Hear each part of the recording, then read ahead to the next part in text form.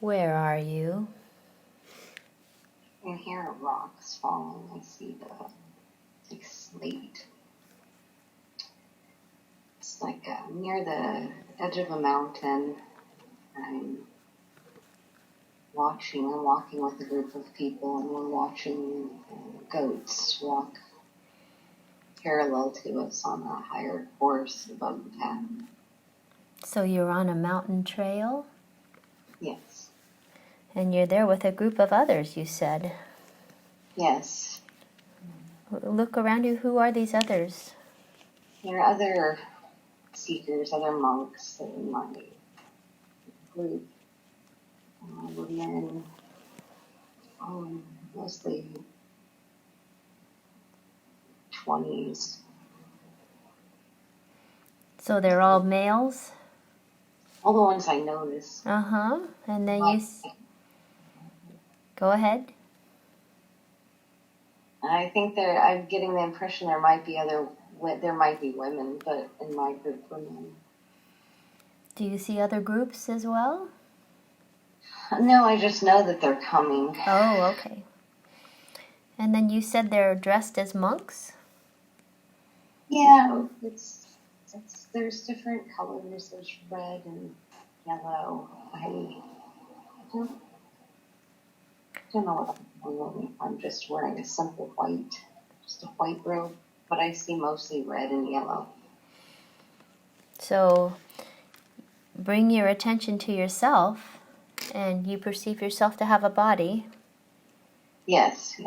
And it's male or female? It's male. I'm short. I'm very brown. Small. Very small. Simple. And you're wearing some kind of a white robe? Yes. Okay. And is there anything on your head? No, I don't have any hair. Oh, no hair either. Okay. No hair and nothing on your head. And then how about any jewelry? No, I'm just carrying some provisions. Just a simple, maybe leather type sack. It goes over my back. It's kind of like a pod-shaped sack. Okay. And do these other folks that you're with have the same kind of packs on? Yeah, basically the same. Some people are packed really heavy, or some a little lighter. And look down at your feet, or is there anything on your feet?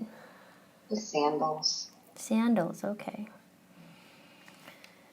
And then what's the environment like there? What's the temperature or the weather like? It seems like what I'd call a normal day. It's not too hot. Mm-hmm. It's pretty clear air. It's not humid at all. A little breeze blowing. There's not much vegetation. And as you look from your vantage point on that mountain, what are you looking? How far up or down can you see any kind of a vista or anything like that? It's like we're just starting. It's just like the foothills, or it's almost like a quarry where there's it's elevated, but it's just like a precursor to the harder part of the journey. Okay, so you feel like you're at the start of a big journey, huh? Yeah. You're doing beautifully. Well, what else about this scene stands out to you, or do you notice?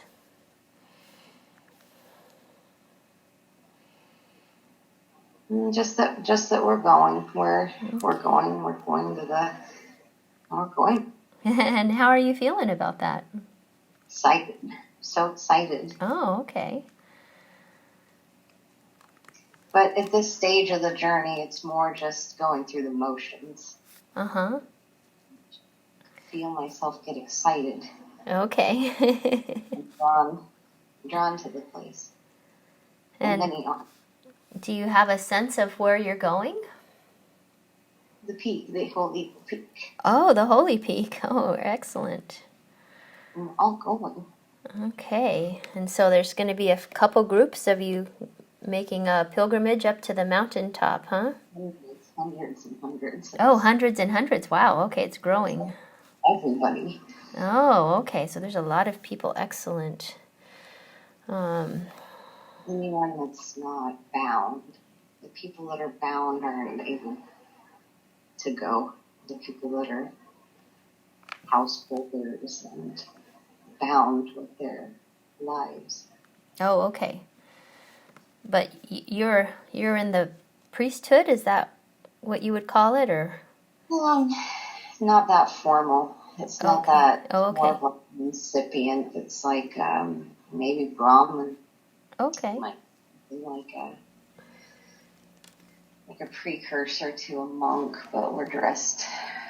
We've dressed this way for a while. We've practiced this way for a while. It's new. There's still a tradition. It's almost like we're forming the tradition as we repeat what we're doing, as we shave our heads, as we put these robes on. It's like we're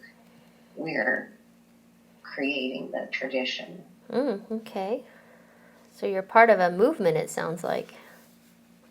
Sort of, yeah. Yeah. And what are you going to find when you get to the top of the peak? Do you know, or do you have some kind of a goal, or is it they're just going to gather there? We're going to see the Buddha. Oh, okay. We've heard about this. Uh-huh. Followers already, but this is something special. We don't know what, but there's something. Something special about that guy? Yeah, something special about this particular meeting as opposed Oh, okay. to, even being called to other similar meetings, other hearing about him. Beautiful. Is there anything else you notice about this scene that you want to mention? No.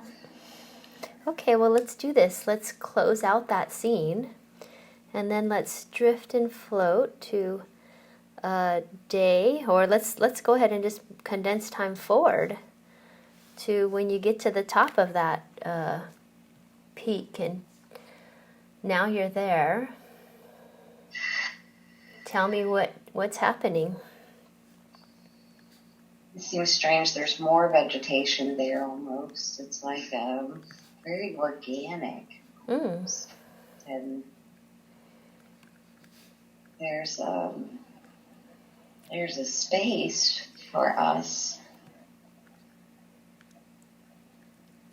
It's like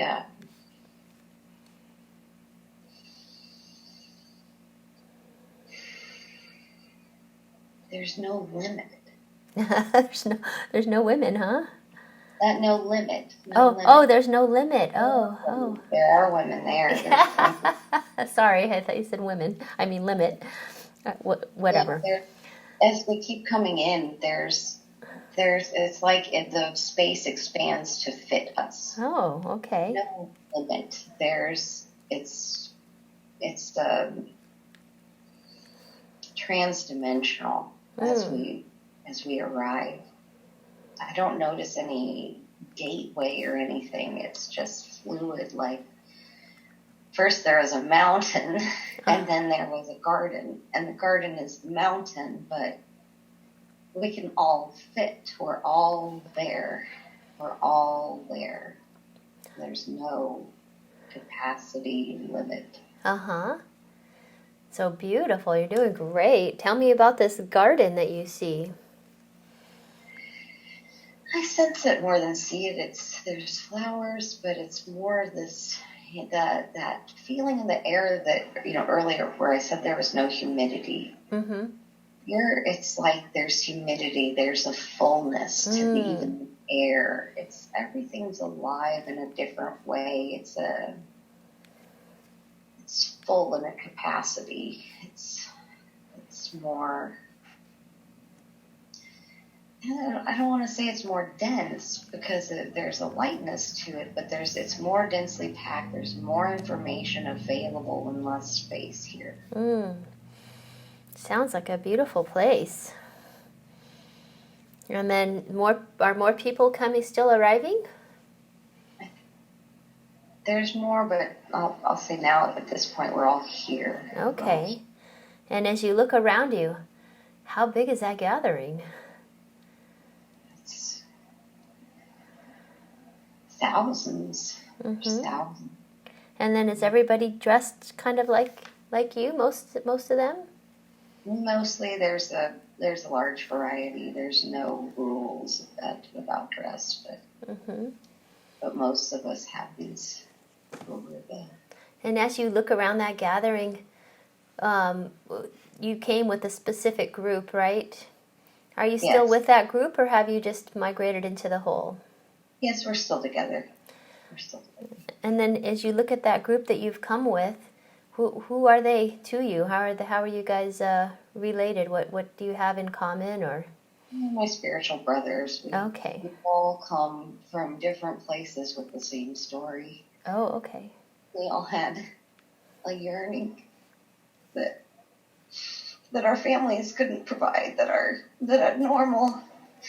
having children or having houses or having ties didn't satisfy, or we knew wouldn't satisfy. That wasn't our interest, and we found each other.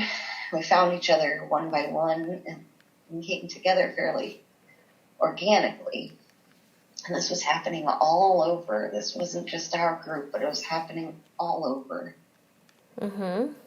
That whole, many different regions, but whole region. What's that emotion that's coming up for you right now? Just excitement and a lack of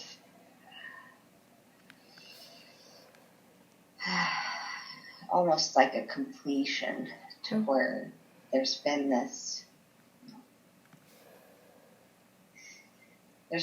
longing, this desire, this determination, and we didn't know what it was for. And this is very clearly part of what this is for, and we're recognizing it. We're not showing our emotions in the same way as I am now. Yes. We're all feeling it. But you know the others feel the same way you do, huh? They have to. Yeah. They would have to. What's happening now?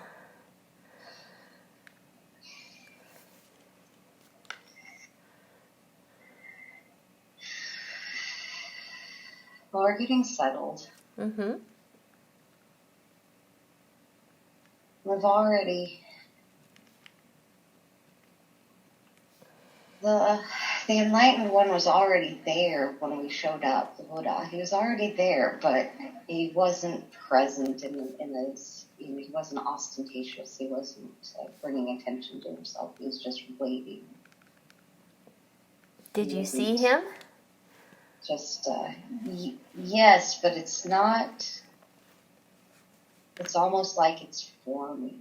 You know, it's almost like there was a presence, and now there's a great white light, and now there's a corporeal presence, a visible manifestation of what before was just an idea or an image or something in the back of our brains. It was an idea.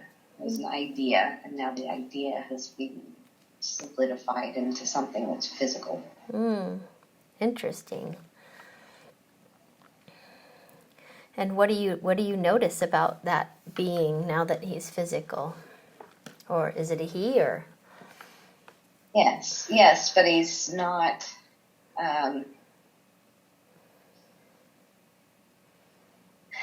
it's a shifting.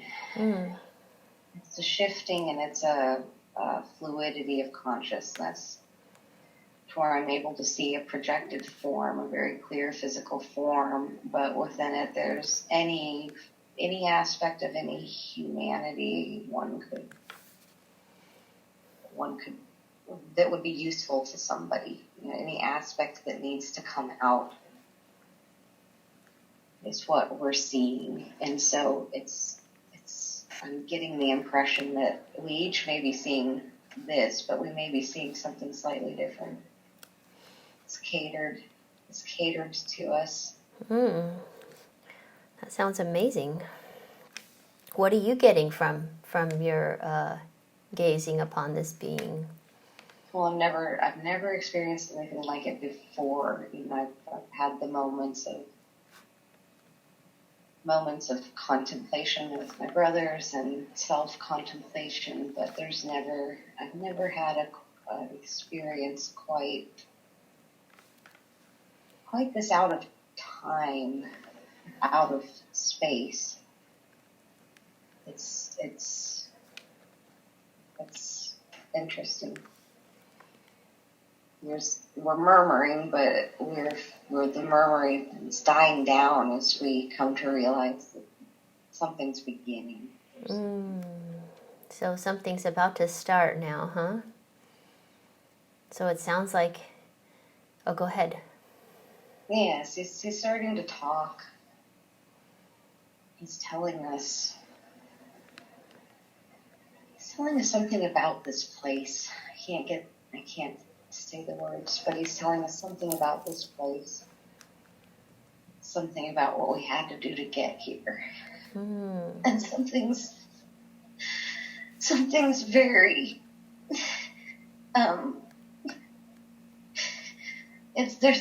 there's a contrast. There's something that's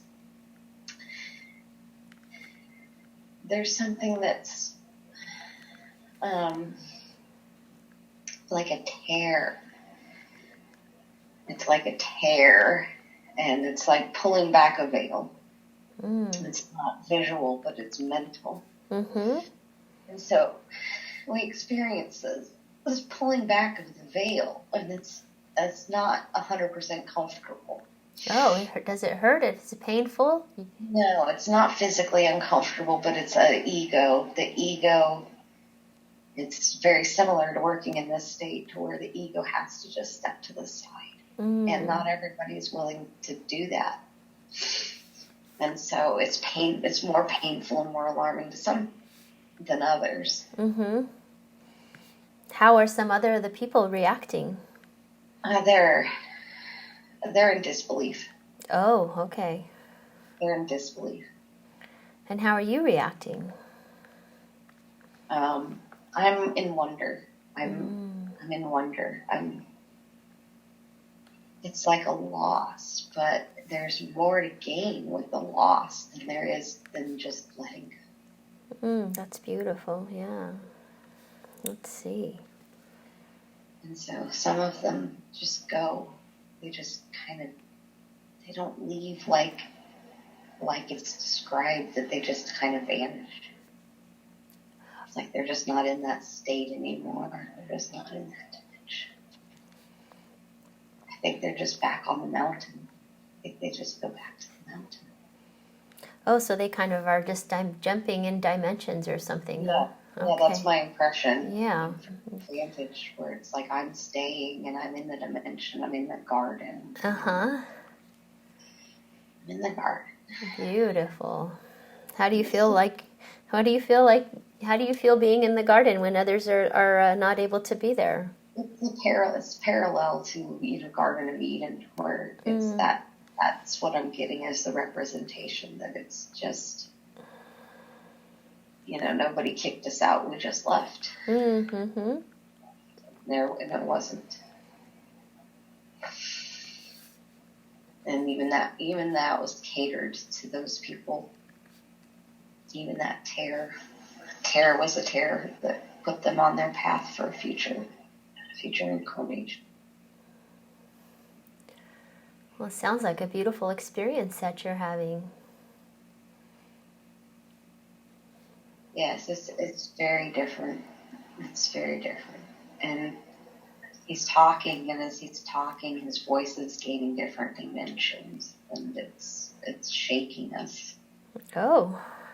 His voice itself is shaking us And it's shaking away. It's shaking away those ties. It's shaking away things we don't need. And he starts to talk about the things that we can use, that we do need. He's starting to talk about the ways that we absorb information. He's talking about all the different ways that we absorb information.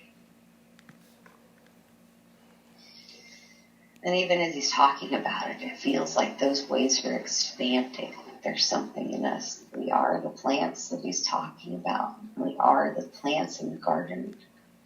And it's like he's the water. Oh. It's like the water.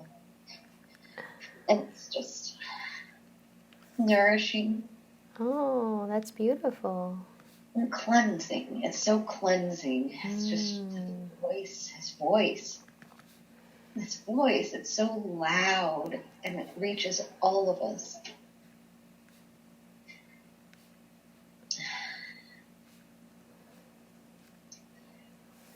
And I can see the light. I can see the light in his forehead. And I can see the light. It's the same light. It's the same light.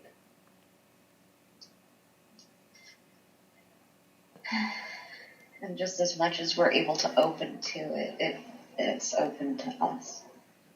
And are you opening under that gaze and his voice?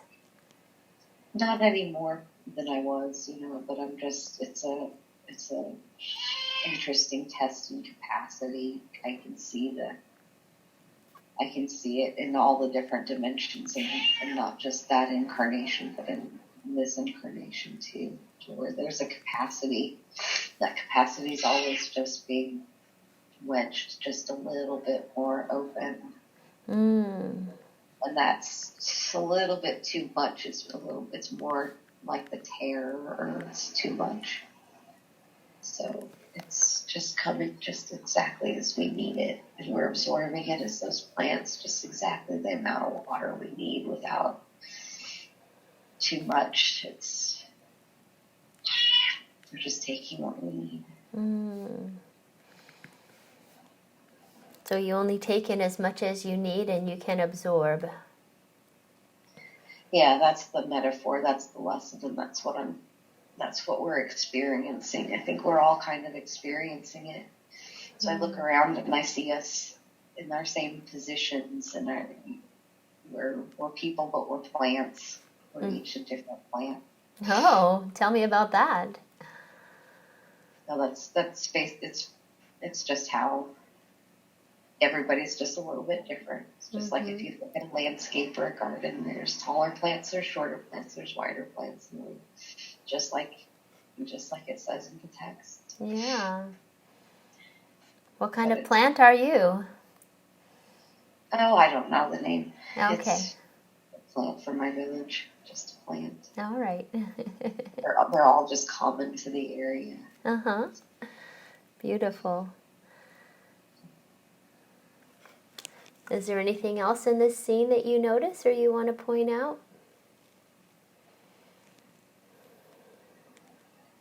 No, that's all I'm getting right now. Okay, well, let's do this. You're doing beautifully. Let's close out that scene. And I want you to move, drift, and float to another significant event in the life of that monk that we are viewing. And now we have moved. Now you have arrived. Tell me, what's happening?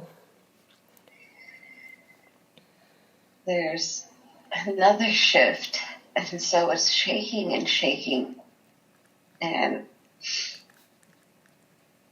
there's a vertical tear. It's a vertical light going from the bottom of the vision to the top of the vision. And it's a it's like an obelisk. It's the treasure tower, but it looks a little more like an Egyptian obelisk. Mm. And it's jeweled, but there's more to it. It's a text. There's words on it. There's symbols on the tower. Do you recognize those symbols? They look Egyptian. Mm-hmm. It looks very Egyptian to me. Mm-hmm. Maybe even a precursor to what we think of as hieroglyphics. Mm-hmm. And then you said it's got jewels on it as well? Yes, it's much like it's described, but there's more detail that I can see if I'm feeling with my heart, and I feel the treasure tower. It has these symbols on it. Now it's like my body. The treasure tower is a template, and it's overlaying my body. Oh. And so my feet are the bottom, and my head's in the middle, and there's more of my body that goes up. And then the treasure tower.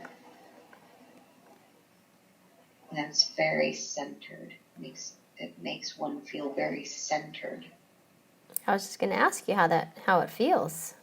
Yes, it's as if the lower worlds and the higher worlds, they are in this body.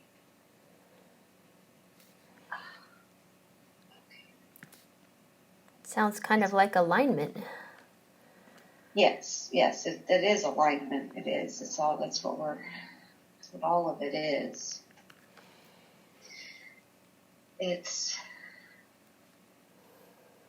They're showing me how that is the Merkaba. They're showing me how that is the spaceship. Hmm. It's intense, and I don't.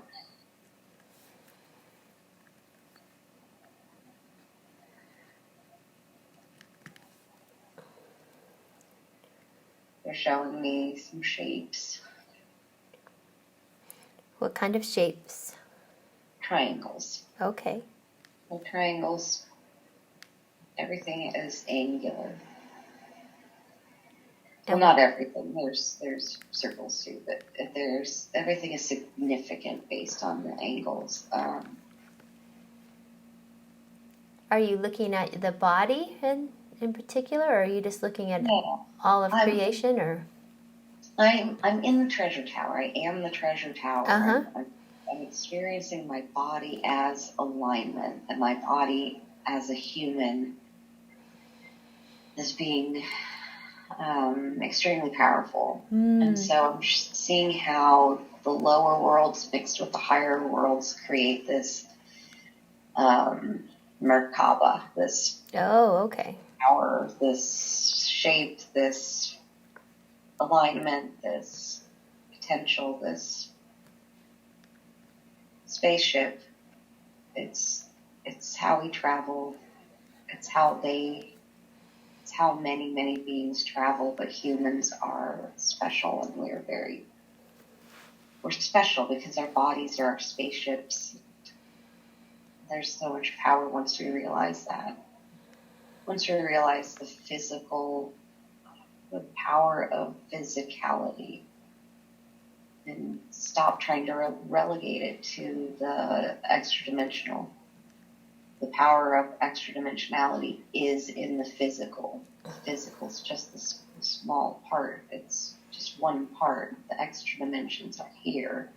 The physical realm is it's a powerful place because we can apply.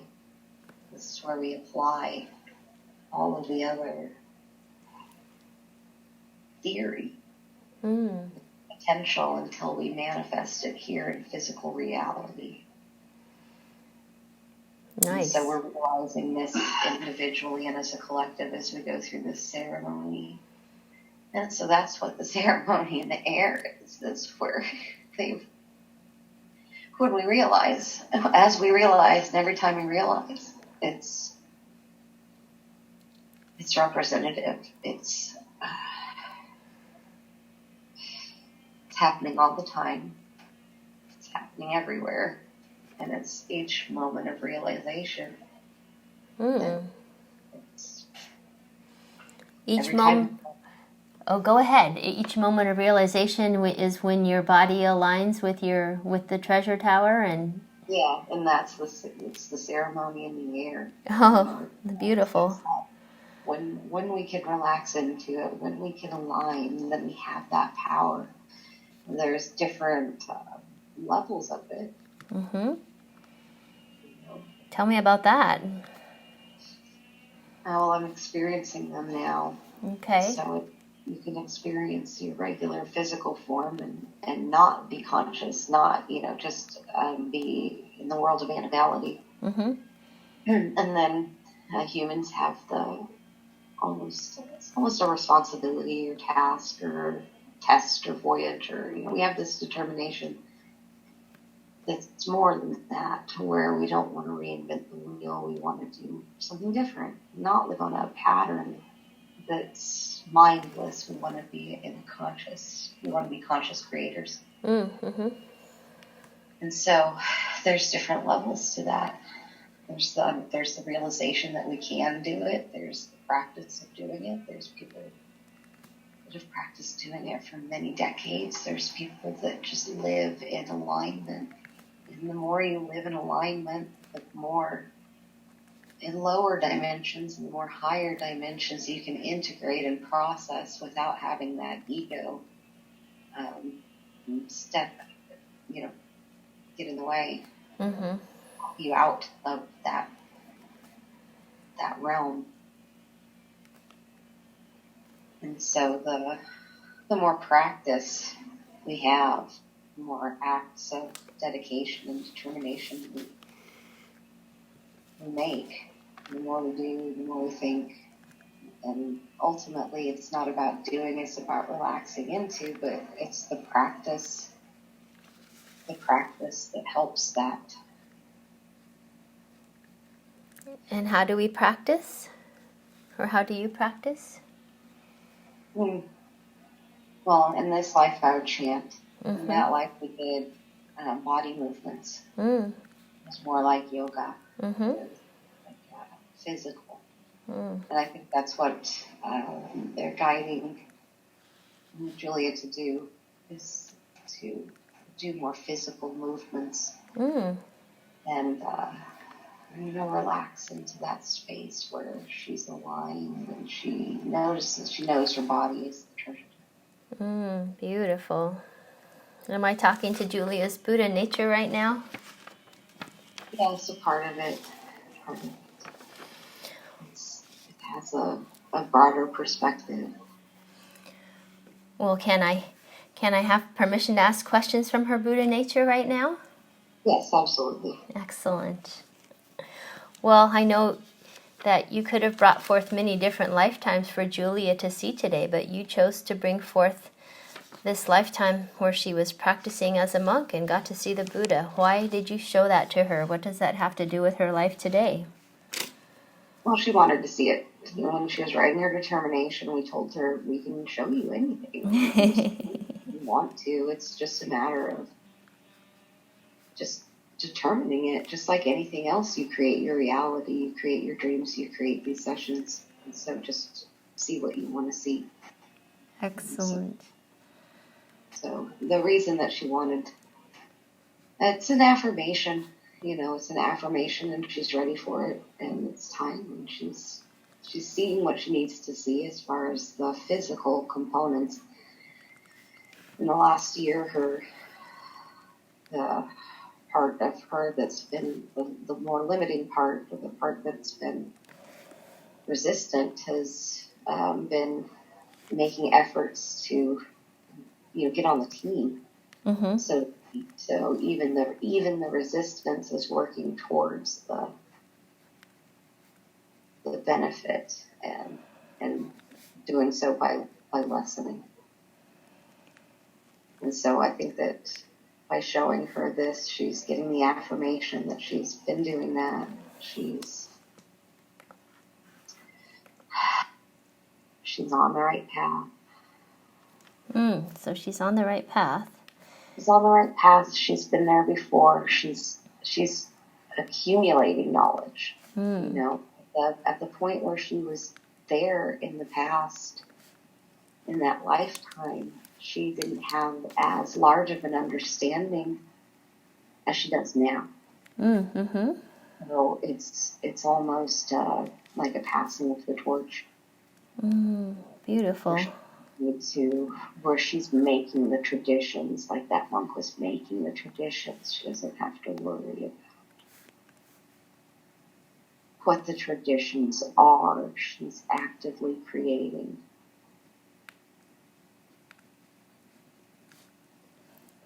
So she can determine which of those pathways, which of those imprints are helpful. And that's how her ego's been helping her, that part that's used to be so resistant, as it's able to see the imprints and see the karma and see the things that she doesn't mind.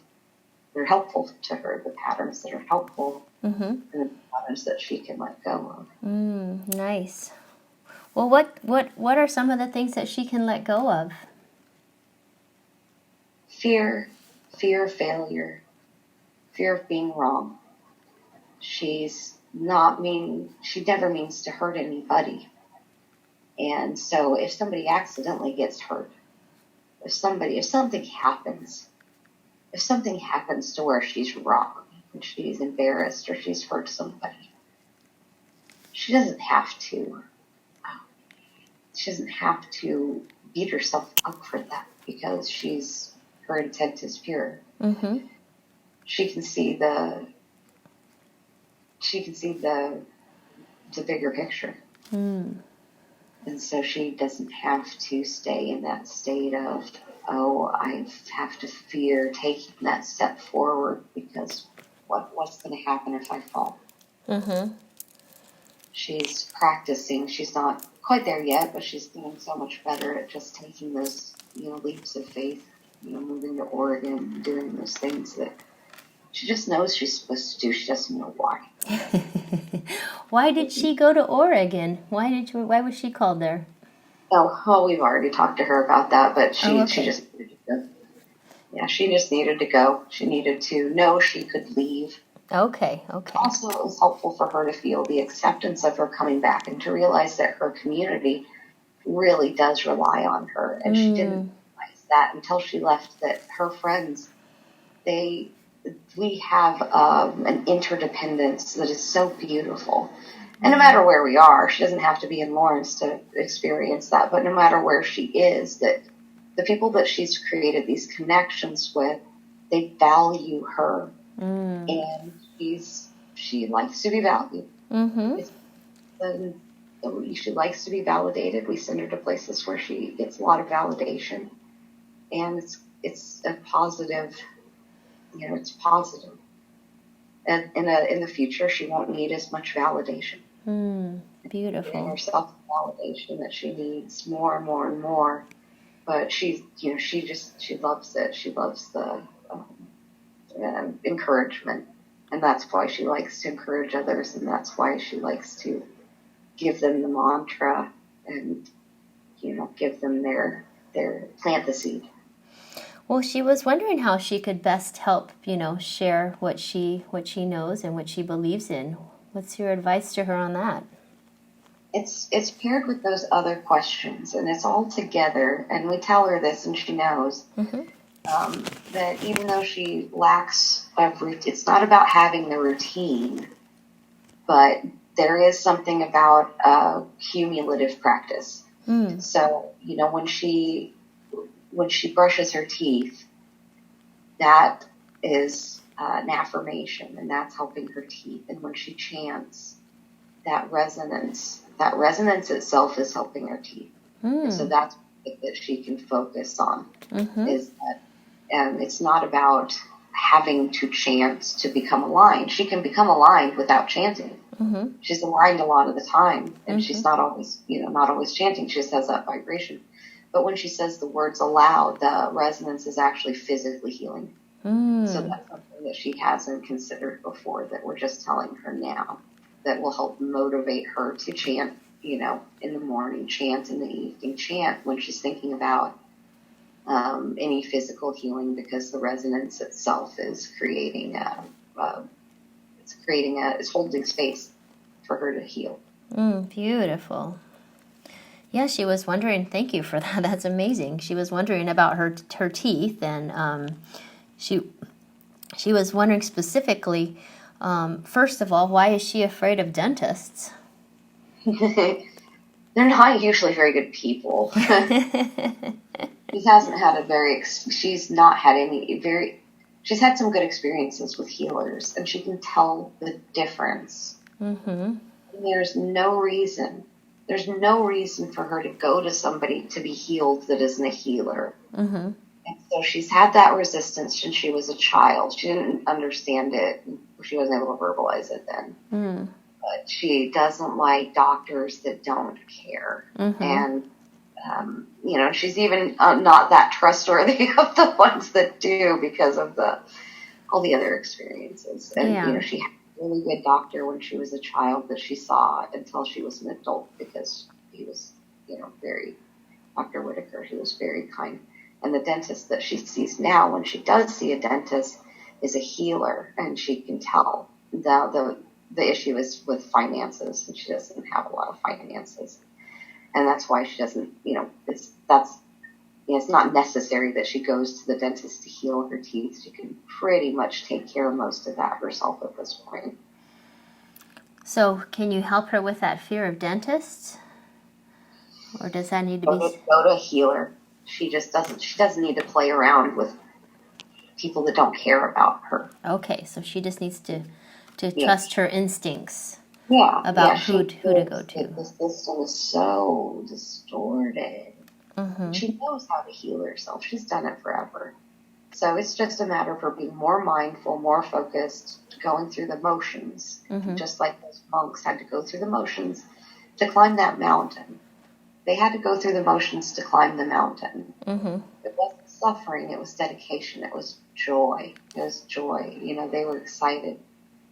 They were so excited to go where they were going. But it was just walking. It was going one foot after the other. And that's no different than her life now. It's just, she doesn't have to, it doesn't have to be a routine, but it's cumulative. It can be a routine. She can just get up and chant. Mm. She can't get up and brush her teeth. Mm-hmm. She can do those things. Mm-hmm. And it's not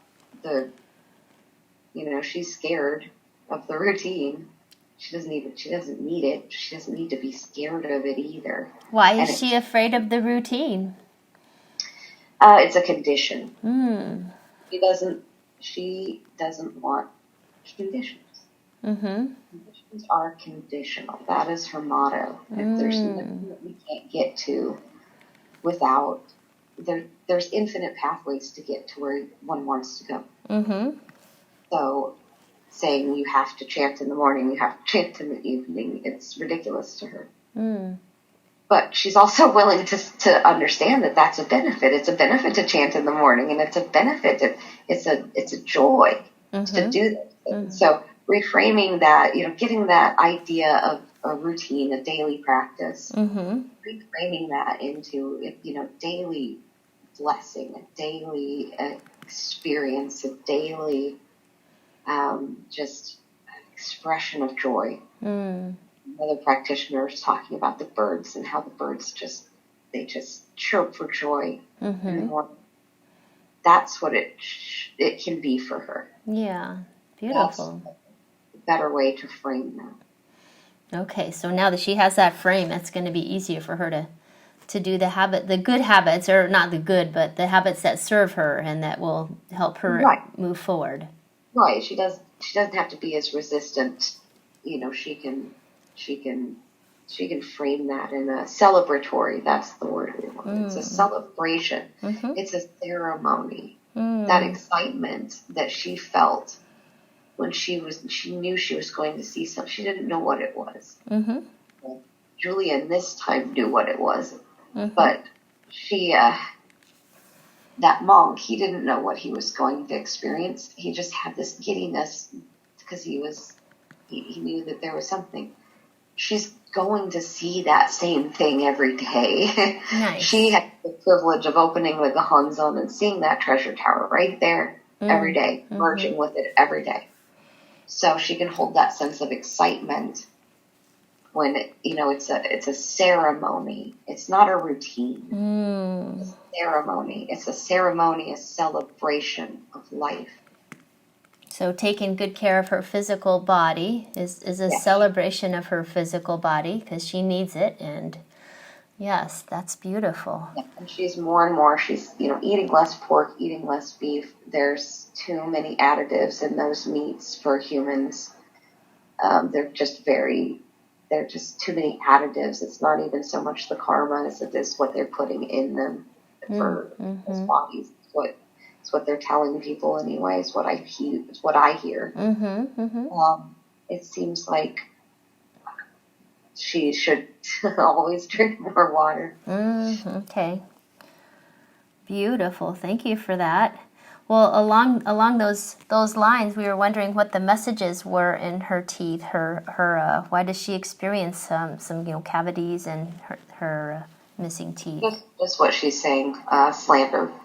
She's to stop slandering herself. Stop talking bad about others. It's just she catches herself. She's doing it less and less. But if she can just completely stop, that would be even better if she can, and it's difficult because there's necessary discernments needed. So using words, like we cautioned her with saying that people were low vibration because people aren't low vibration, but people do entertain low vibratory states. And it's not always in her best interest to entertain those. She is getting more discerning about when to attach to those, when to entertain those states and when to detach from those states and just say, no, it's not. There's so much more benefit by focusing on the positive. At the same time, she understands that Buddhahood includes all of the realms. And it's a progression.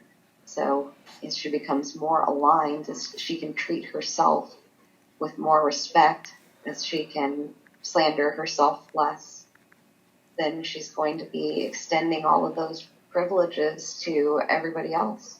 And so that includes all the realms, as she is centered, she can deal with the more demonic entities. She can deal with the friends that don't always have her best interest in mind, or she can deal with the judgment of a parent, and she can deal with a session that doesn't go that great, a hiccup. She can deal with those things as she becomes more confident and more loving of herself. Yeah, we were wondering how she can best work with those lower vibratory states. It's inevitable that she's going to meet those in daily life. So how can she best approach those? Well, she doesn't need to necessarily approach them. They're going to approach her. And so as they approach her, she knows the manner in which to engage with them. And she's going to fail sometimes in the scheme of things. She's not going to always. She's going to, and that's part of the process. Like there is sort of a capacity test to where it's a humility. You think you're doing good. If the ego isn't keeping up with the progress, if the ego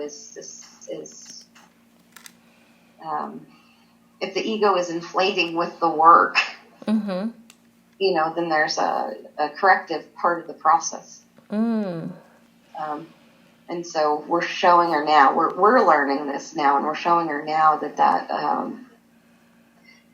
if she keeps doing that ego work, if she keeps looking at that shadow, keep looking at that resistance, then those failures are even less. She doesn't have to be scared of them because it's just like anything else.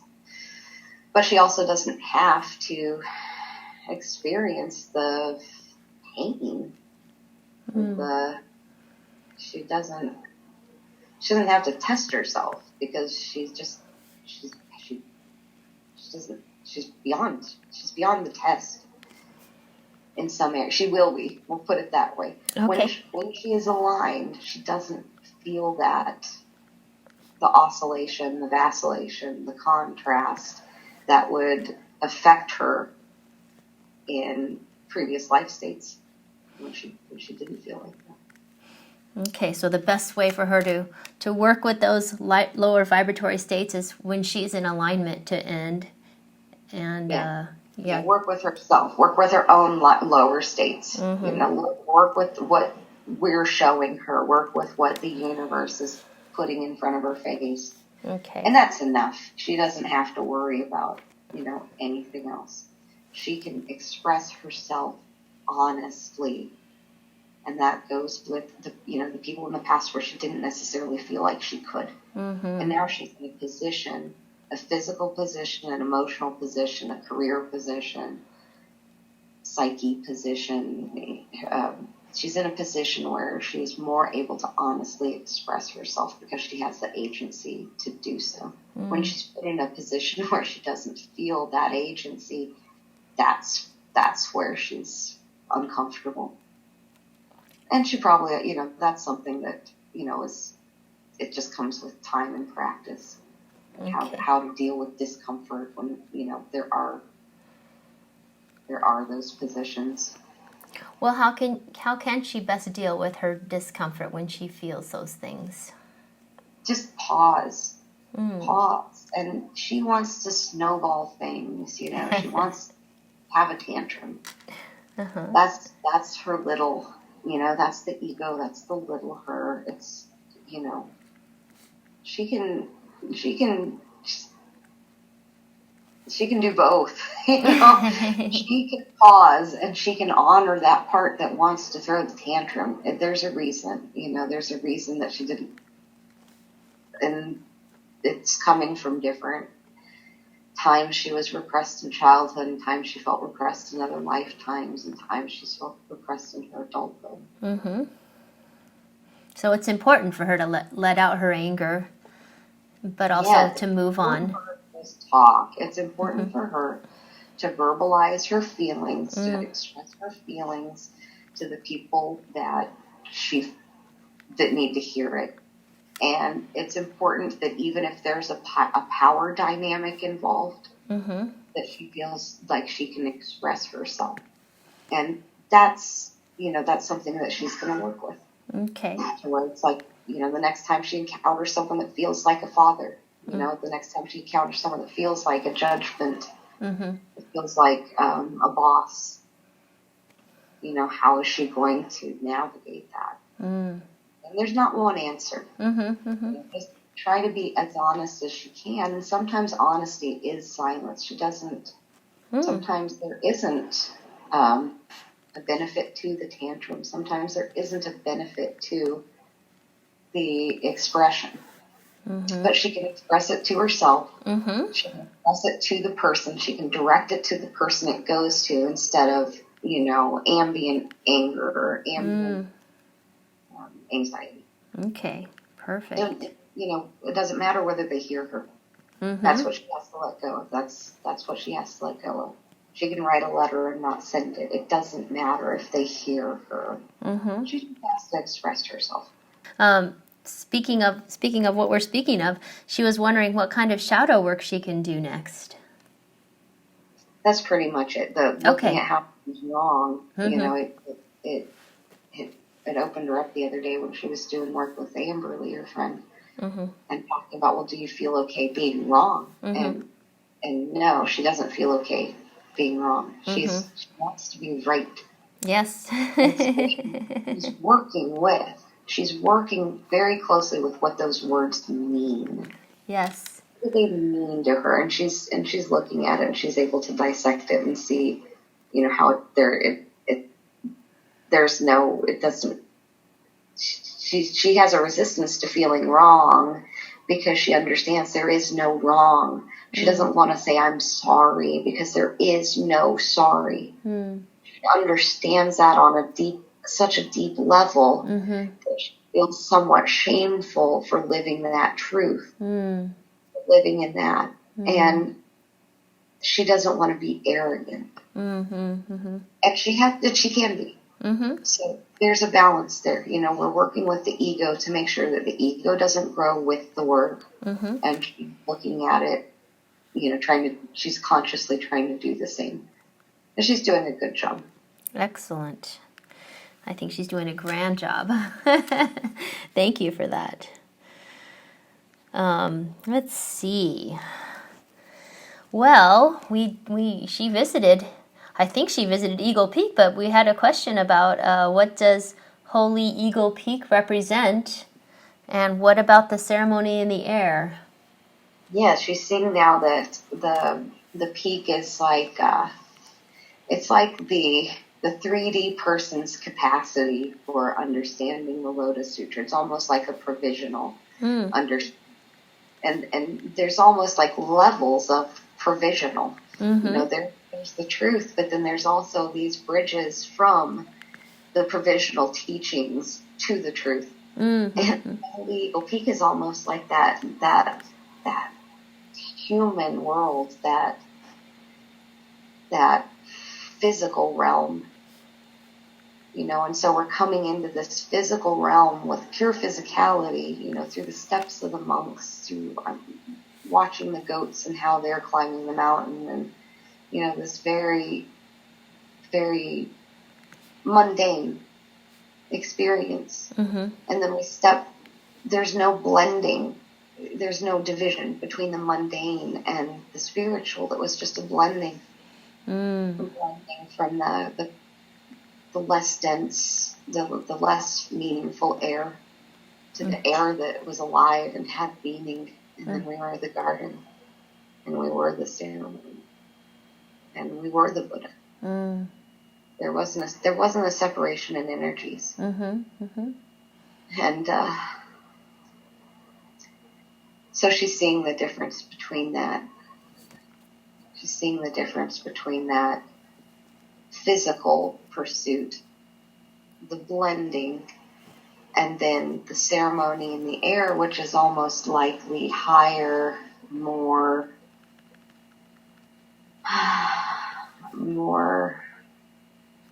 crown chakra, is beyond the physical body, but incorporating the physical body. And so it's more akin to pure Buddhahood,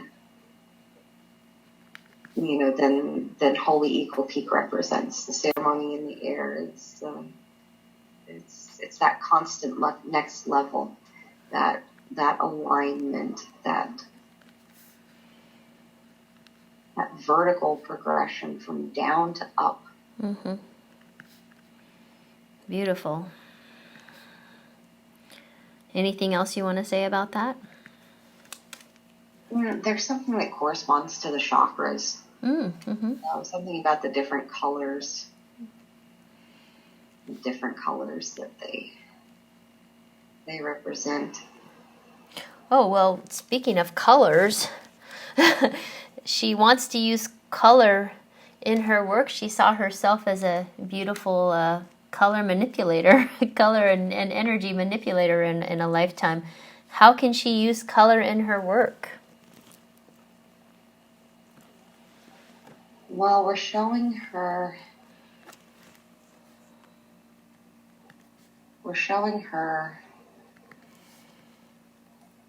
the triangles. In her past work, she was using 90-degree angles. In this work, she's going to be using different angles. And so there are 60-degree angles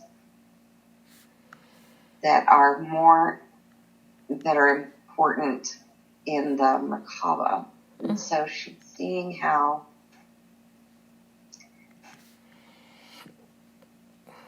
she doesn't understand it.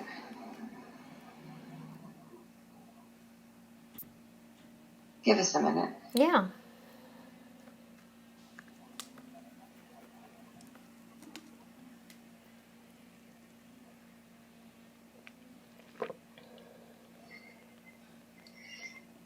So there's the 0 point in that triangular shape that we're showing her that corresponds to being aligned.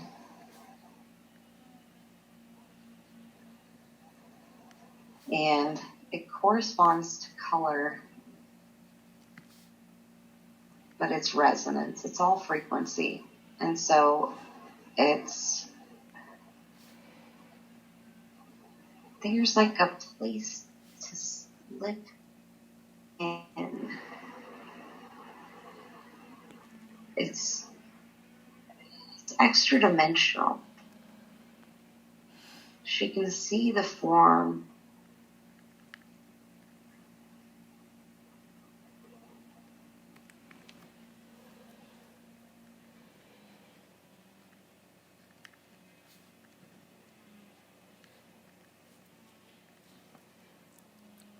What form is she looking at? She's being given us a nursery rhyme. She's being told left, right, turn it over, out of sight. There was a book that she read that described the process to activate the Merkaba. And there's elements in that might be helpful to her now, so she may want to reread that. Okay. But that nursery rhyme is it's a geometry. The nursery rhyme is showing her geometry, and when she follows that in her sleep, then she'll be able to use that more easily to astrally project. Oh, nice. So I think she's going to have help with it. She has friends that are masters in this, and she's a little resistant, but if she wants to let go, she can let Virgil help her with this. That's great, because she wanted to understand the Merkaba and how to use this in astrally projecting. We think she will. We think she will. Okay. Where does this desire come from, and how will she use it?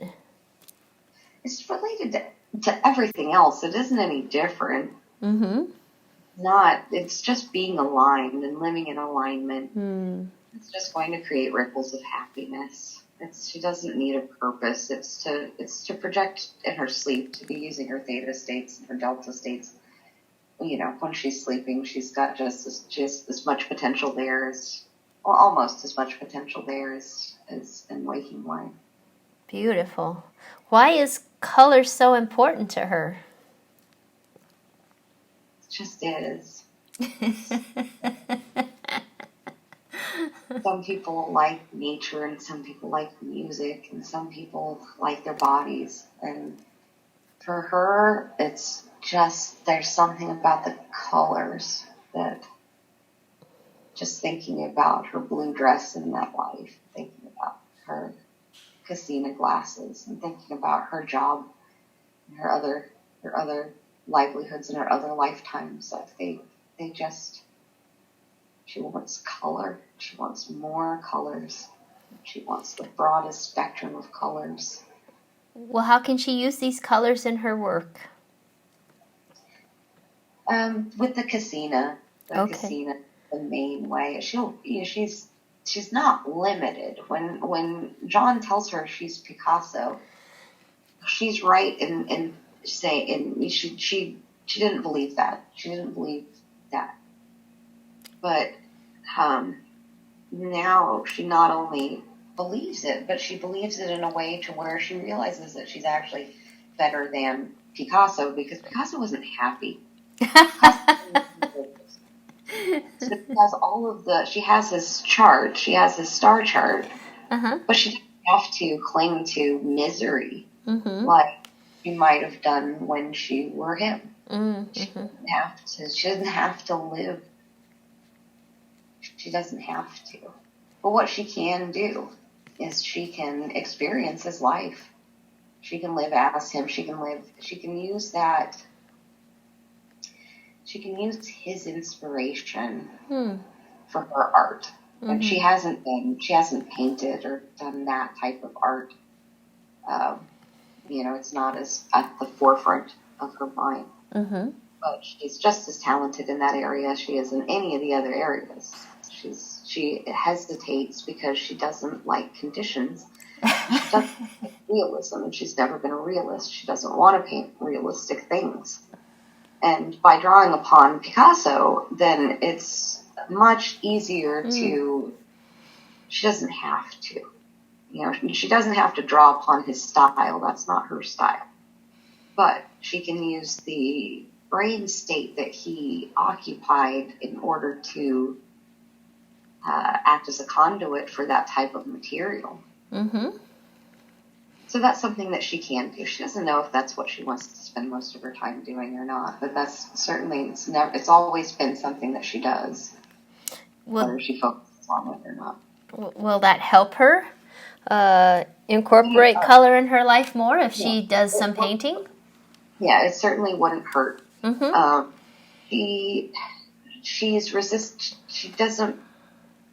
She could learn about art. Mm-hmm. You know, she didn't take any classes in school. She didn't do any of those things because she felt like she knew it already. She doesn't. It's just like anything else. She can learn it. She can learn infinite. She can learn realism. She's actually exceptionally good at realistic things. She just doesn't want to do them. Uh-huh. But she can learn it. She could learn to want to do that. She can want to be better at the things that she has resistance for. Mm. You know, and that was kind of the lesson that she learned in in high school by taking those classes that she wasn't good at. There really isn't. She can be good at whatever. It's just about focus. Well, she does have a lot of different interests and things. What should be her primary focus right now?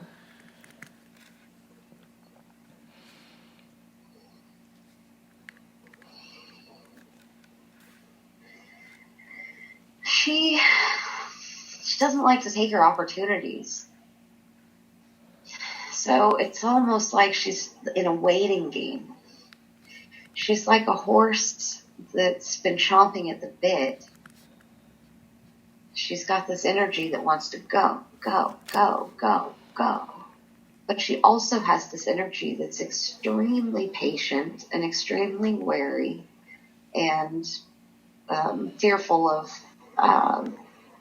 being too hasty. Mm-hmm. And both of those are valuable. They've both got her where she is. She doesn't need to be any hastier in some ways, and then in other ways she absolutely needs to be more, what's the word, like a tortoise, like a systemic, more consistent and just moving forward, yeah, step by step. Right, step by step, as opposed to. So she's learning that feeling of forward movement, it's always going forward. She doesn't need to feel like that horse chomping at the bit. Mm. At the same time, when there are circumstances where she's allowed to run without the bit, she can, no reins, no harness.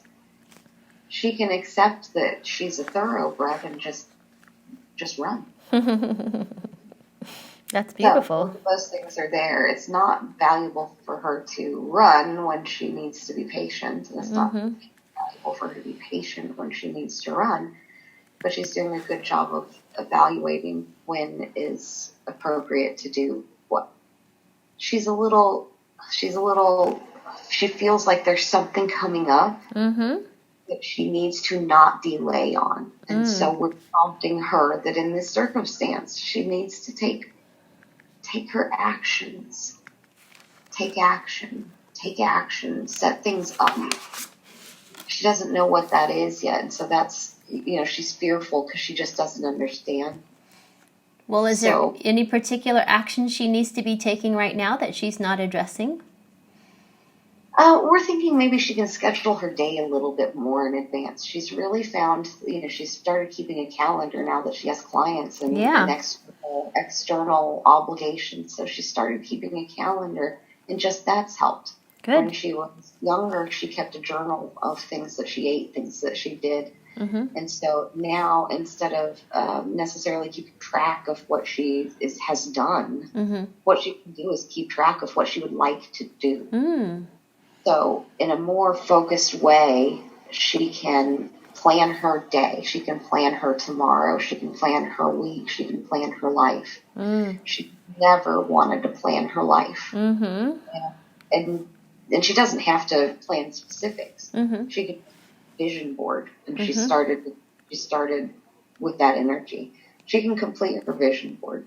You know, she can go ahead and take those positive steps. She can plan those things, knowing that they may not happen. Not attaching to the outcome, just, you know, making that desire known, or making that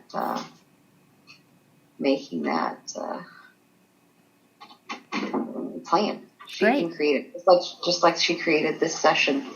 You know. Yeah. Beautiful. Yeah. But, you know, just like she was able to reword that determination. She can do that when she's chanting. She can do that with her day. She can do that with, you know, the rest of her life. Beautiful.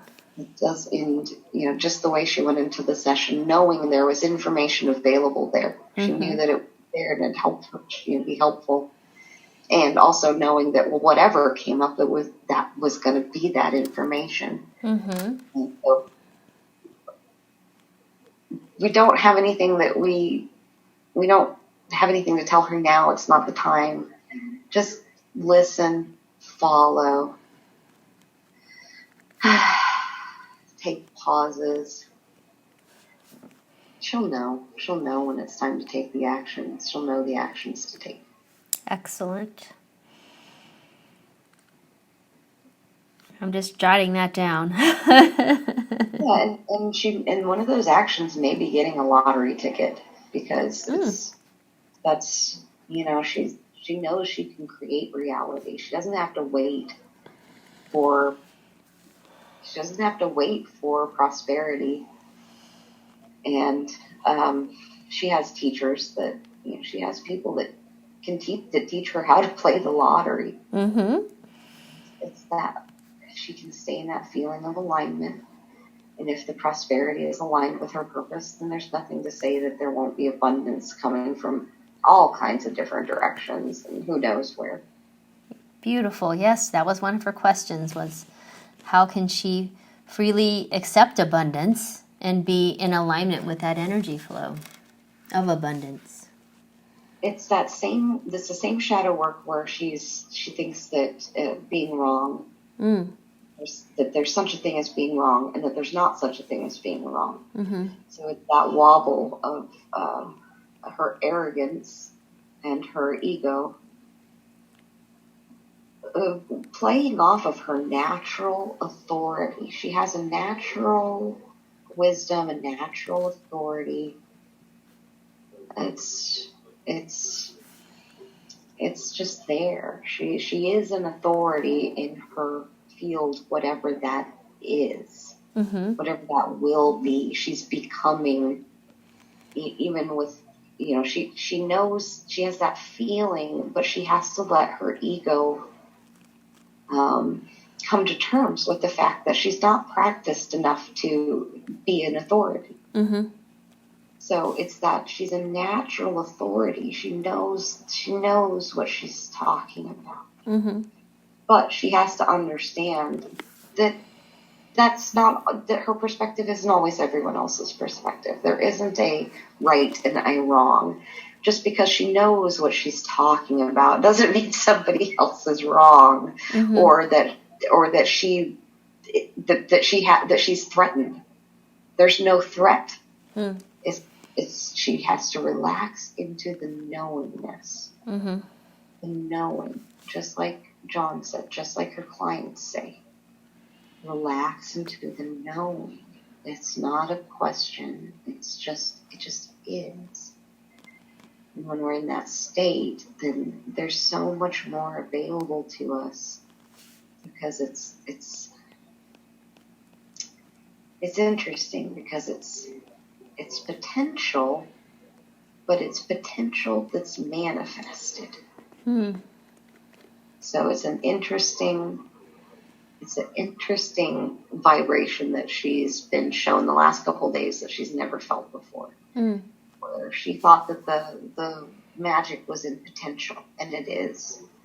But when the potential is manifested, that's where the giddiness and the joy are created.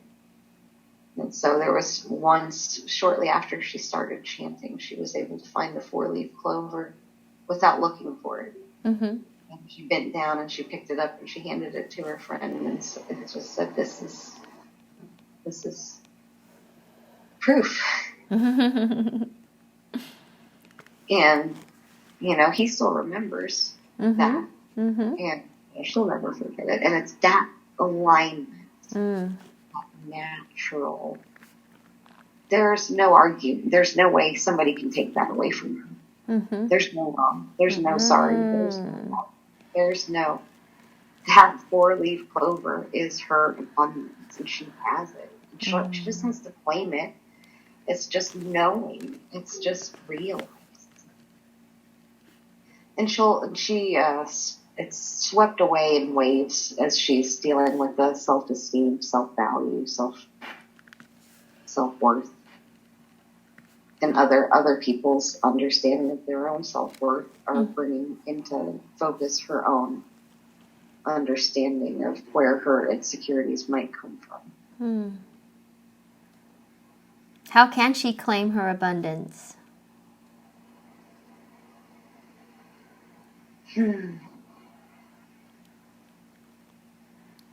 Let's keep being generous. The more generous she is, the more she gets back. Mm-hmm. And she can relax her ideas of being a burden. She's not a burden. She's not a burden to anybody. Mm-hmm. Even if anybody were to think she were a burden to them. Mm-hmm. She isn't. And so she can reframe that. She would definitely reframe that burden. She's just not sure how. What are some of the ways that she can be more generous?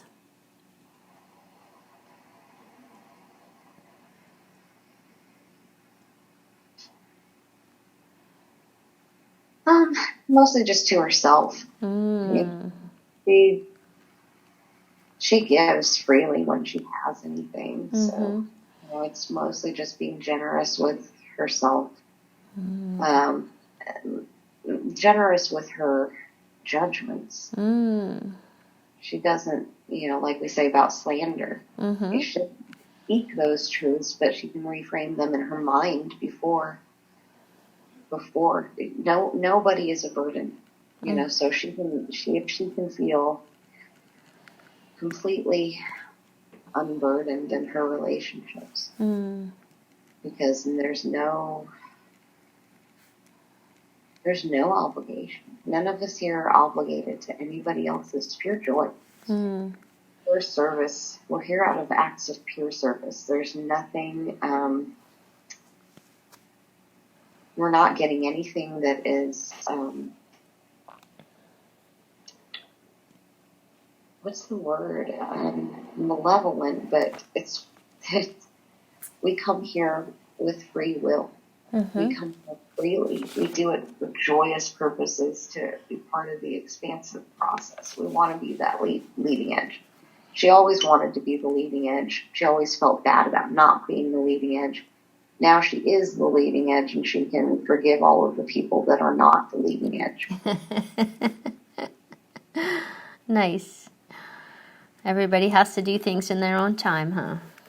Yeah. She was part of it, and it doesn't matter. It's part of the expansion. She was shown that, when she wasn't leading edge, she was shown how the middle is part of the expansion. You blow into a balloon.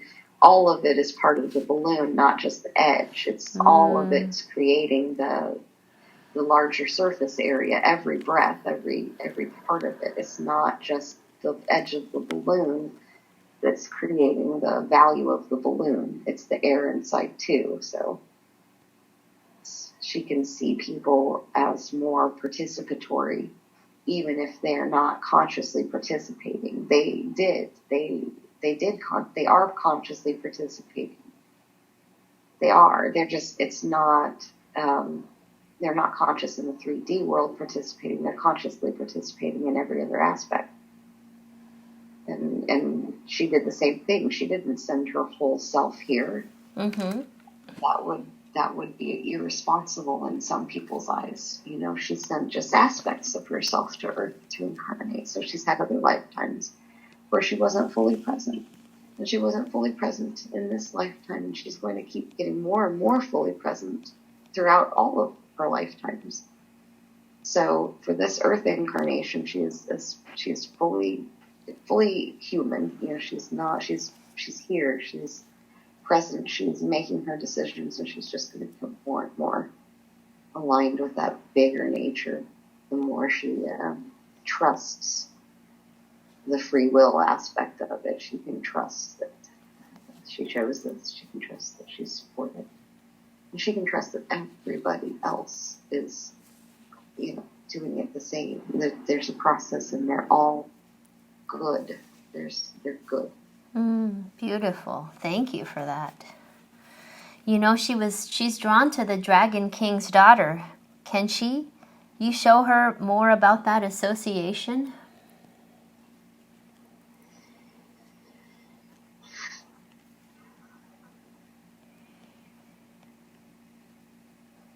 She feels like it's her. She feels like she is the Dragon King's daughter. Mm-hmm. It's part of her. It is her future. It's her future if she wants, if she lets it, if she can stop flagellating herself, if she stops the limitation. It's just any realization is just one acceptance away. She can take that glass of water. She can take that jewel when she's handed it.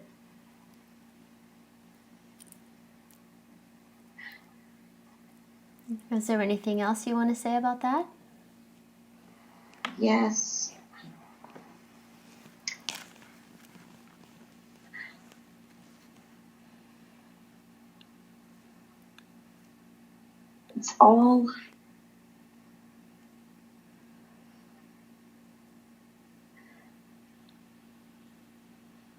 It's part of the pain lesson. And we think that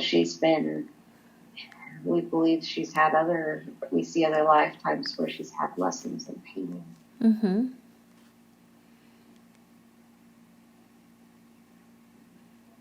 And she can draw upon those templates. And there may be other experiences that she's able to see secondhand. She had a dream, and in the dream she was so scared. Mm-hmm. And in the dream she knew she was going to be hurt. And there were levels of emotions in that dream she's never felt in waking life. Mm-hmm. It was a dream, so she was able to experience it in another way. Mm-hmm. She didn't have to manifest it into physical reality. And that's what we're showing her about the Dragon King's daughter. Is that pain is necessary, suffering is necessary, but it's not always necessary to attach to it. And there's lots of ways to gain empathy without having to be abused. And she doesn't have to abuse herself in any way to be an empathic person. She doesn't have to put herself in a situation to be challenged.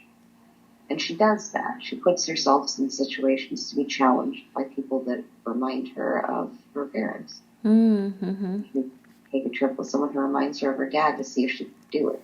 Mm-hmm. And she failed. You know, she couldn't do it. But she doesn't need to do it that way. You know. Yeah.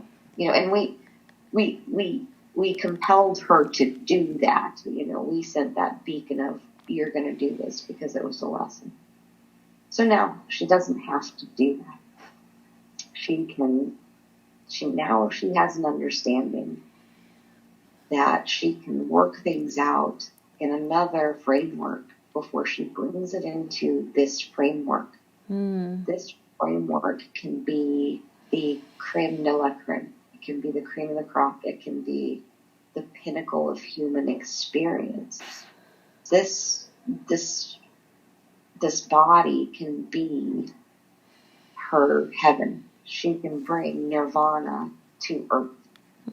There's not a separation.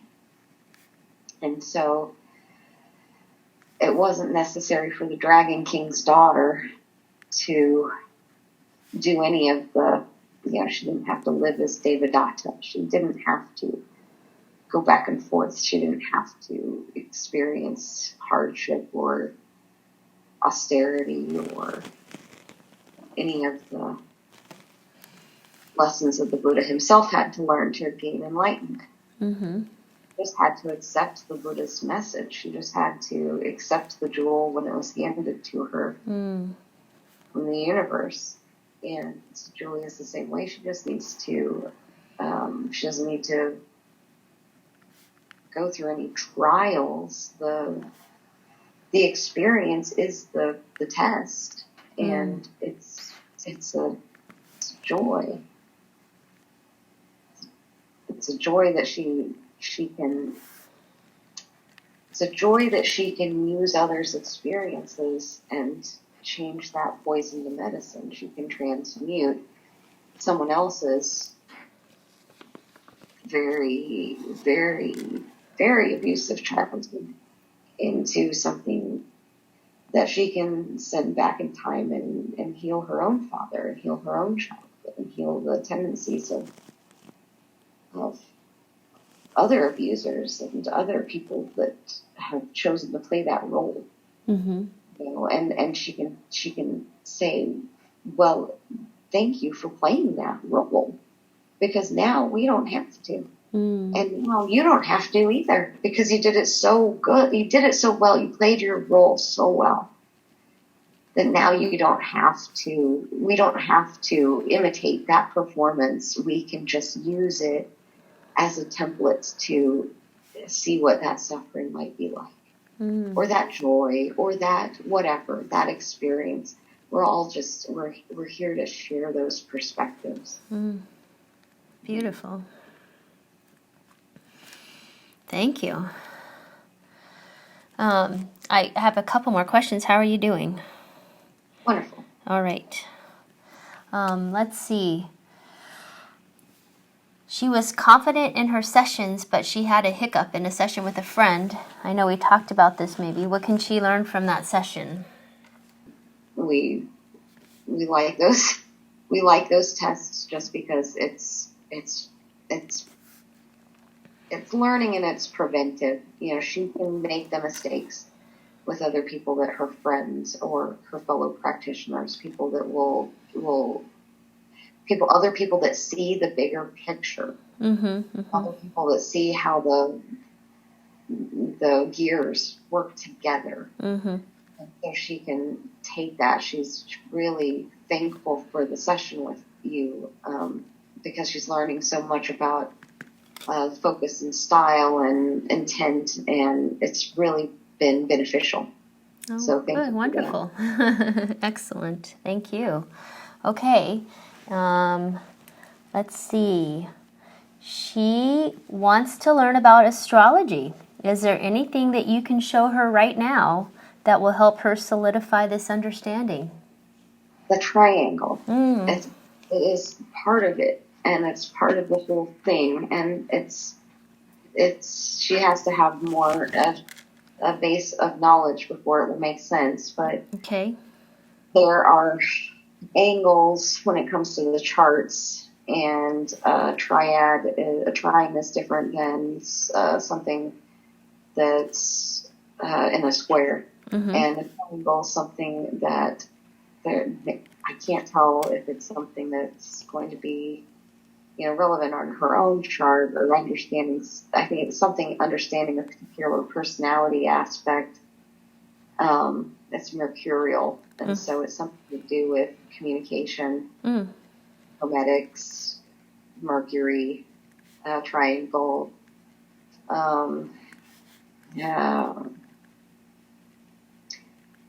feels like it's like all the different chakras are involved, but not all in the same proportion. So it's like it's a ratio. Mm-hmm. So the triangle's specific, but there's something else that we're showing her that is a ratio of the corresponding chakras and how they need to amplify in a particular order, in a particular ratio. And it's no different than the guitar string, the music theory, than the strings on the guitar. And there is a correlation between the astrology and the music. And she happened upon that, after she wrote her questions yesterday, she happened upon something called astrotonality, which is the correlation between music and astrology. And she doesn't take it at face value. She doesn't take someone else's observations at face value because she's reading something and it didn't resonate exact. So she's going to talk to John about the correlation and what we're showing her with the chakras. It's like a Fibonacci sequence.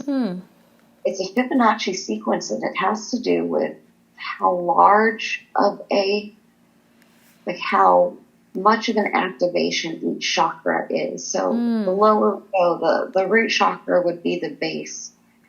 And then it's almost like whatever the ratio is for the Fibonacci sequence, it's like we double that activation for the sacral chakra, and then we double that for the next and solar plexus, and it just keeps amplifying in an exponential way. Where by the time that she gets to her crown chakra and the chakra that's above that, she's going to be hearing a very high frequency tone, and that's that tone of activation to where you can just do pretty much whatever. It's akin to someone blasting out of their body using DMT. Well, you did bring up the guitar music theory stuff. Is there anything that can help her to solidify her understanding about that? Just relax into it. Anytime she thinks of letters or notes or strings or any of the left brain work, that's where she has a tendency to want to freak out. And so she resists that. She needs to understand that she has a left brain and it works. It's awesome.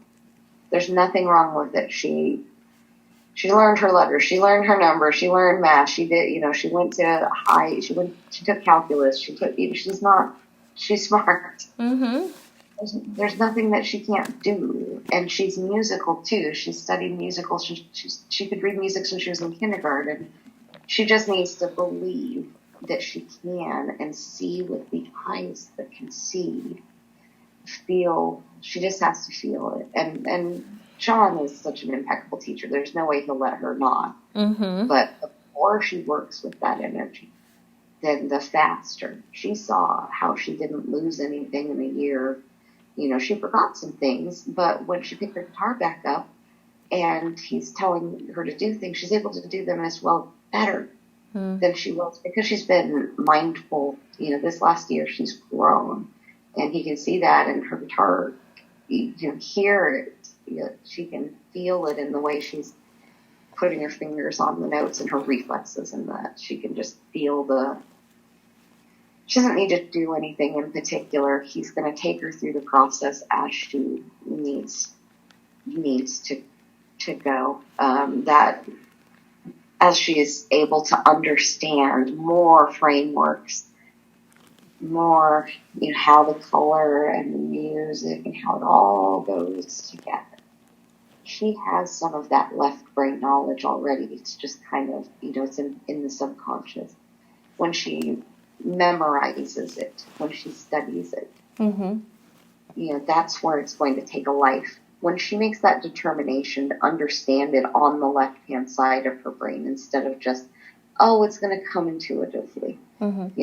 When she makes that determination, just like we said with drawing, she doesn't have to study realism if that's not what she wants to do. Mm-hmm. But if she wanted to make that determination, she could just do it.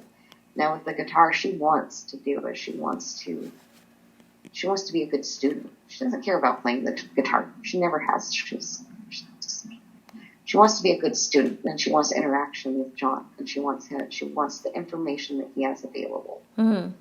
The human currency, that's her mentor. That's where she gets that excitation, is through conversation with like-minded individuals, ones that have a broader perspective than she does, and so that's why she wants to learn music, is to have a greater understanding of everything else. And so, she can just her ego doesn't need to freak out that it's not going to understand, because it does understand. It knows how to read music. It knows it's learning how to read it better and faster, more intuitively. It knows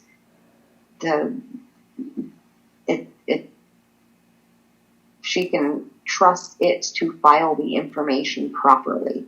That's never been an issue. Mm-hmm. Her issue with the ego is just that she doesn't like having limitations, and so she works on the right-hand side of her brain more.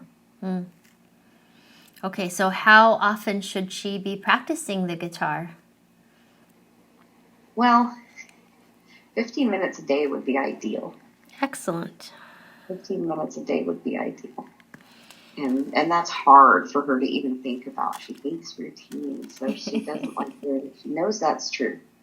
But once she starts planning her day, 15 minutes, oh my gosh, it's so easy. When's the best time for Julia to play guitar? When's it most natural? Probably in the later afternoon. It doesn't really matter. Okay. She likes to chant in the morning.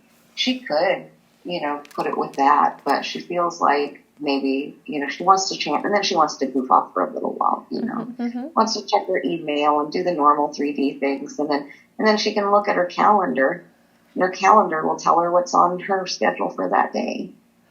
And then part of her schedule for that day can be, planning the next day. Excellent. So she's going to plan for the next day on her calendar, and she's just going to schedule in the things that she really wants to do. Yeah, she can put those 15 minutes anywhere in the day. Okay. And, she can work around the session, or she's, one day's super full, she can skip it. It's not set in stone. It's just about preparing enough to where she can just relax. And she's seen how she can work on automatic in a negative way. Mm-hmm.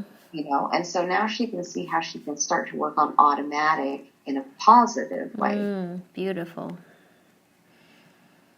Yes. And that's kind of where that she doesn't need to reinvent the wheel comes in with, all the other things. Nice. Beautiful. Thank you. Let's see. I just have a couple more questions. You're doing wonderful. Thank you so much. So Julia was told that there's a new purpose coming for light workers. Does this have to do with the Galactic Council? She thinks it does. It just is a different flavor from the other work she's been doing. She doesn't know what it is. She doesn't understand the call, but she did get that call to action. Mm-hmm. And she's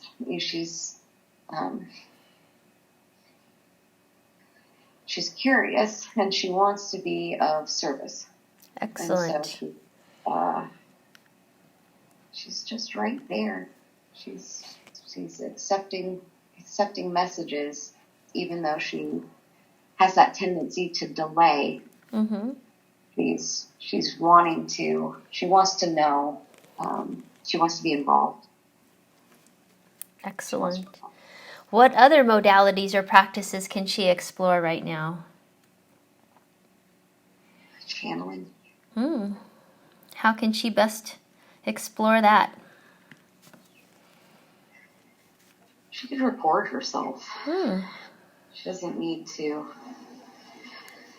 wait for opportune times. She could schedule that. Hmm. There's that word again. Yeah, she could work that into her livelihood, work that into her routine. Mm-hmm. She has a lot of outlets. She has people that always want messages from their loved ones, and so it's easy for her to find that. So maybe if she were to, spend a time where she wanted to connect with her friend Anna, Mm-hmm. and she could talk to Anna's dad, Bob, and Bob could tell her, she could just practice channeling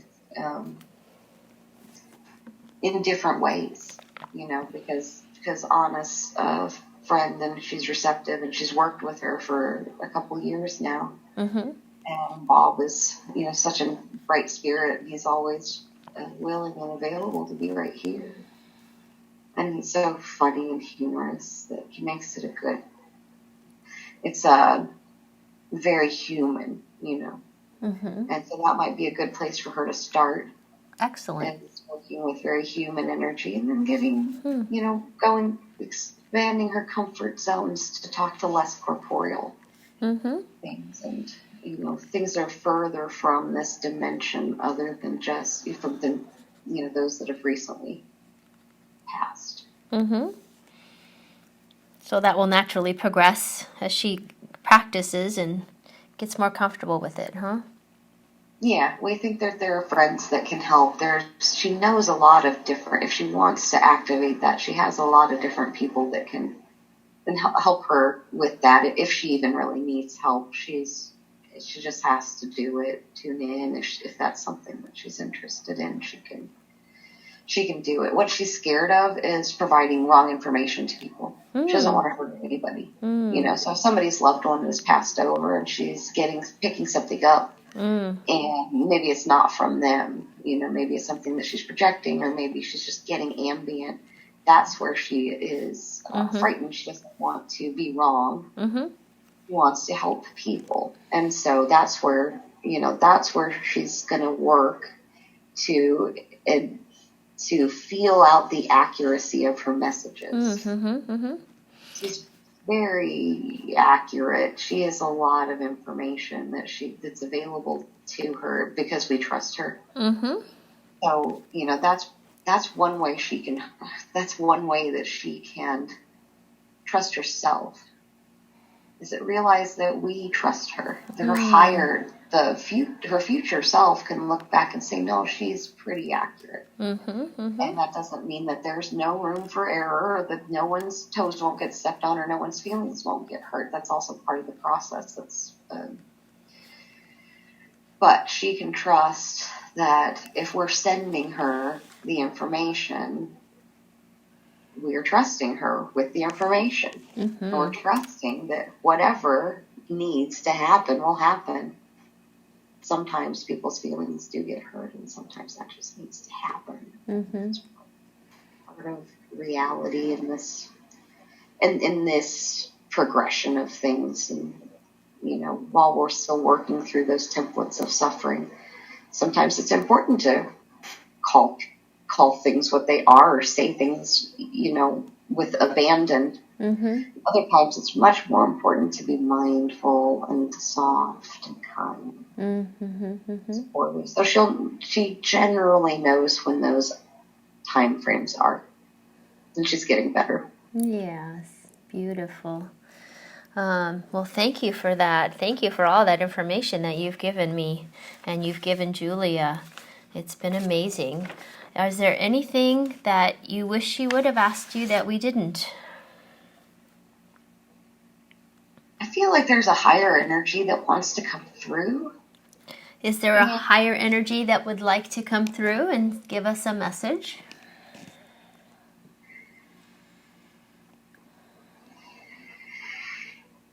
We just want to assure her that she's doing wonderful.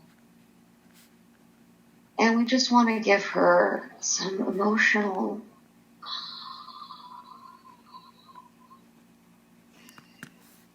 We want to let her feel that.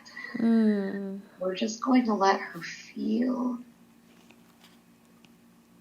her progress, feel her path. Let me know when you're ready. And so she's seeing a line.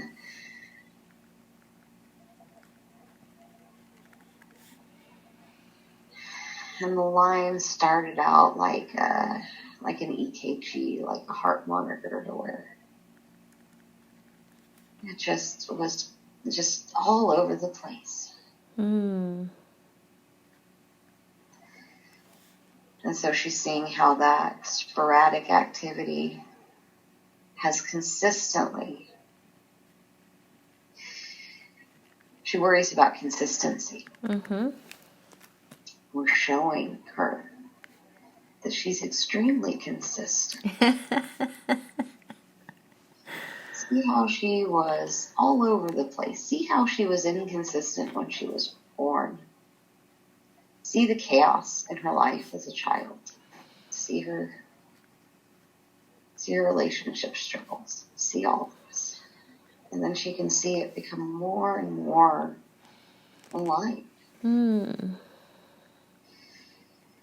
And she can see that she hasn't struggled with consistency in that way.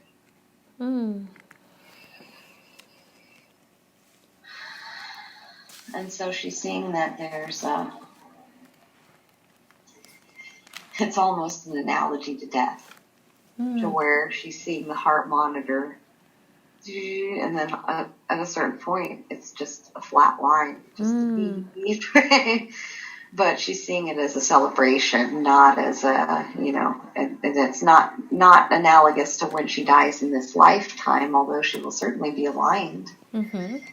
But we're showing her that not only will she be aligned at death, but she's fairly aligned right now. And that the wobble it's going. You can see it. She can see it. Beautiful. So that's what we want to show her. That's all.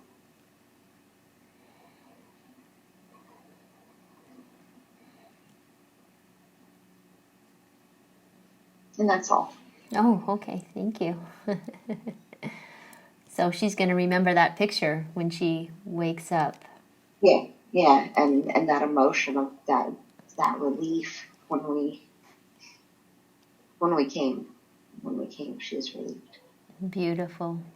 Well, thank you. This has been amazing and awesome, and an honor to speak with you today.